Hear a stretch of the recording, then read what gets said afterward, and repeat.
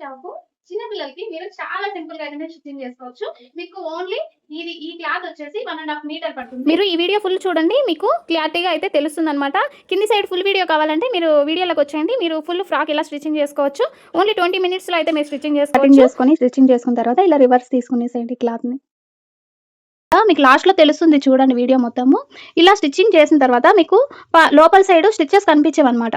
పోగులు దారాలు వస్తాయి కదా! ఓవర్‌లాక్ అవసరంలా మనకి ఏమి అవసరం లేదు. ఇలా స్టిచ్చింగ్ చేసుకున్నప్పుడు స్టిచెస్ అన్నీ లోపలికెళ్ళిపోతాయి. అందుకే మీకు ఇలా స్టిచ్చింగ్ చేసి చూపిస్తున్నాను. ఇప్పుడు కింది సైడు ఎంతుంది చూసుకొని మీరు దానంతా పెట్టుకోవడానికి ట్రై చేయాలి. ఇలా ఫ్రిల్స్ వేసుకుంటున్నారు కదా! సేమ్ కరెక్ట్‌గా దానికి ఎండింగ్ కరెక్ట్‌గా సరిపోయేలాగా మీరిలా ఫ్రిల్స్ వేసుకొని స్టిచ్చింగ్ చేసుకోవాలి. చూడండి. ఇలా మనము దీని పైన పెట్టేసి కొద్దిగా స్టిచ్చింగ్ చేసుకుందాం.